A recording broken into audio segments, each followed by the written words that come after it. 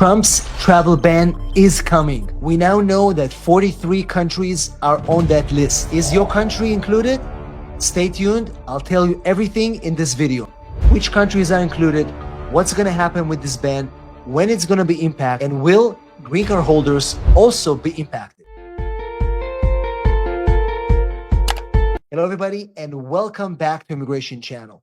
In this video, I'll be covering the upcoming travel ban. We got so many comments, so many questions from people that are watching and are wondering what's going to happen with this travel ban. Will my country be impacted? And if I'm impacted, how will I be able to come to the United States if I'm applying for a work visa, a family petition, a green card, or even a regular non-immigrant visa? I'm going to try to cover as much as I can in this video, so make sure you watch this all the way until the end. I'm going to cover all the different elements of this ban. This ban has 3 different groups. We'll talk about each one of these groups and what exactly you need to know. So again, make sure you watch this video all the way until the end so you don't miss not only your country as well, but also understanding all your families will be impacted. So let's jump right in. A draft memo of the travel ban was leaked a few days ago and was released in the New York Times. And based on this article and a few other memos that were leaked since then, we now know that there's a defined list of 43 countries that are going to be targeted under this travel ban. Now, let's go back and understand why is this happening.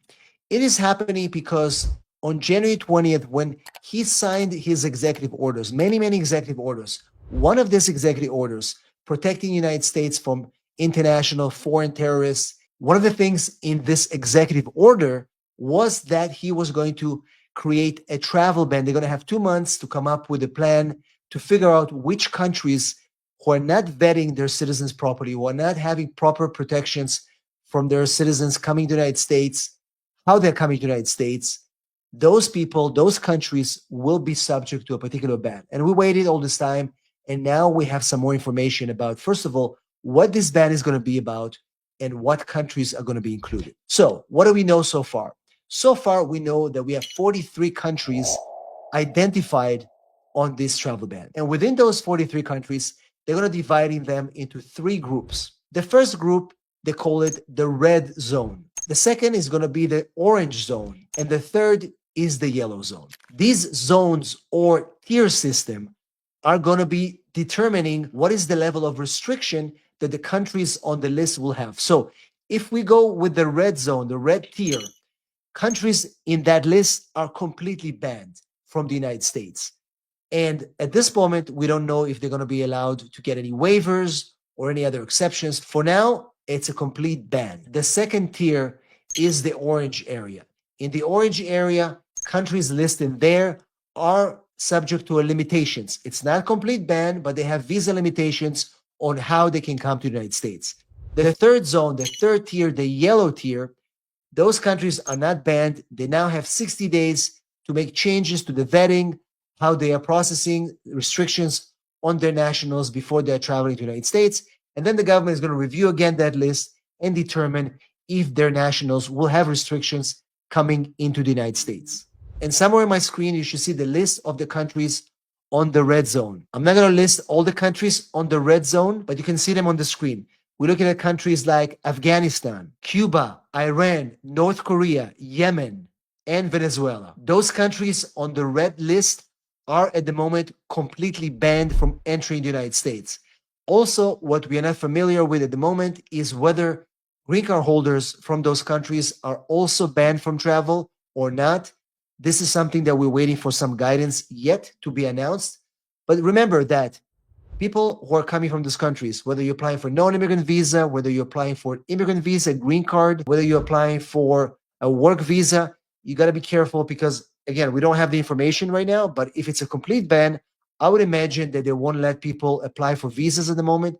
People that are waiting for interviews will be descheduled, which will obviously increase the backlog of visas for people that are waiting to come from those countries. The big question is, are they going to allow waivers on a case-by-case basis? For example, if somebody is an exceptional, if somebody needs to come to the United States for a particular reason, are they going to issue waivers? Those are things that we don't know yet. But of course, once we know, I will create another video to update you. So this is the red list, complete ban. Moving to list number 2, zone number two, the orange list. The orange list will carry limitations. People from that list will be able to enter the United States, but they're going to be subject to certain limitations. Maybe they're going to have to register. Maybe they're going to have to provide additional documents before they come to the United States. We're looking at countries like Belarus, like Russia, Pakistan, Haiti, South Sudan, and many other countries on that list. Again, if you see your name of the country on that list, the list should be somewhere here on the screen. Remember that you're not completely banned, but you're going to have visa restrictions. The other thing for countries on the orange list is that you will be experiencing extra scrutiny when you apply for a visa. So if you are from the red list, you probably won't even have any visa interviews because you're banned at the moment.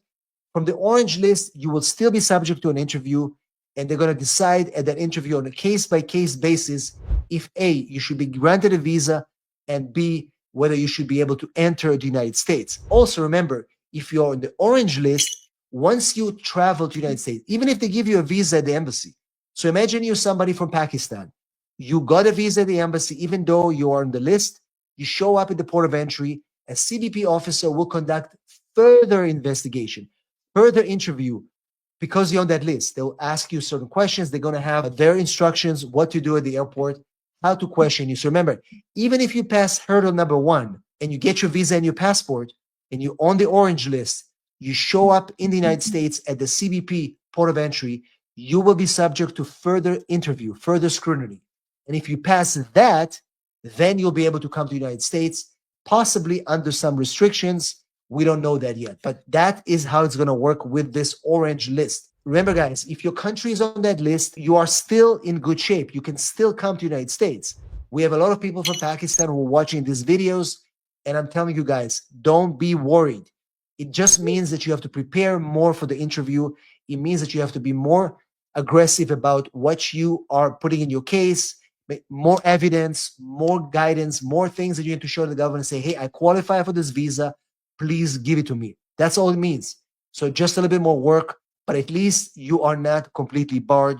At least you can still come to the United States with your families and apply for non-immigrant visas, for immigrant visas, and all the good stuff. So orange list, you in good shape so far.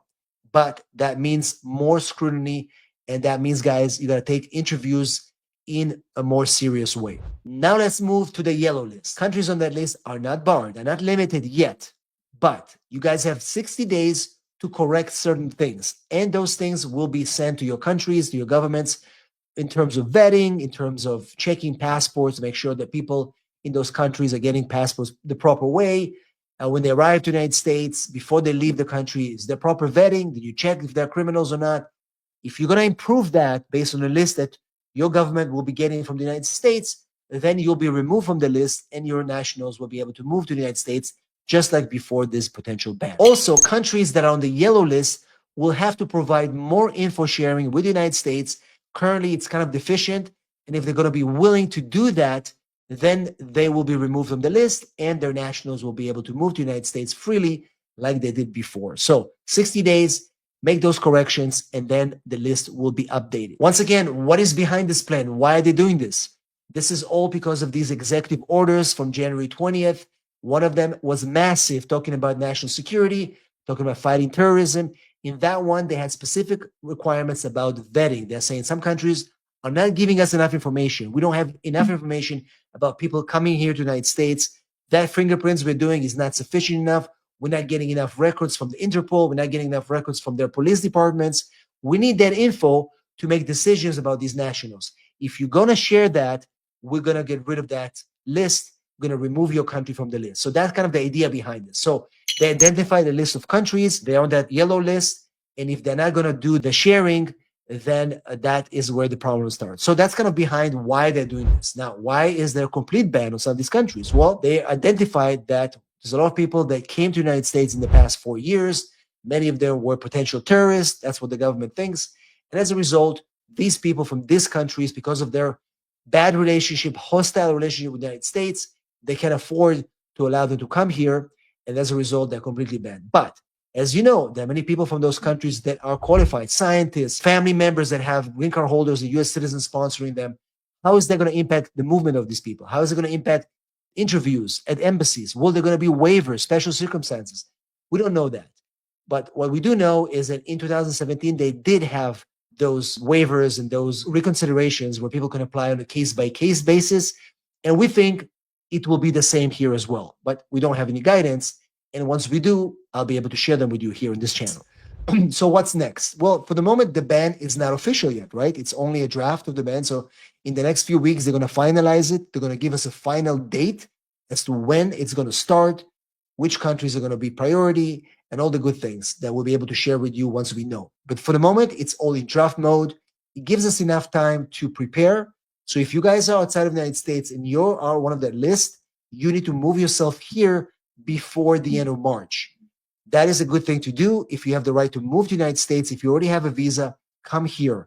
If you don't, we're going to have to just wait and see on what's going to happen with the restrictions.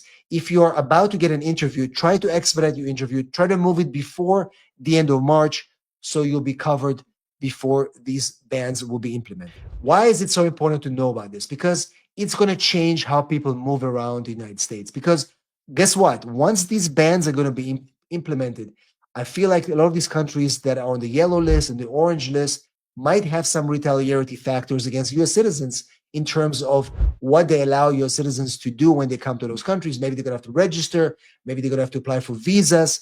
It's going to change how people travel to the United States, but also from the United States to other countries.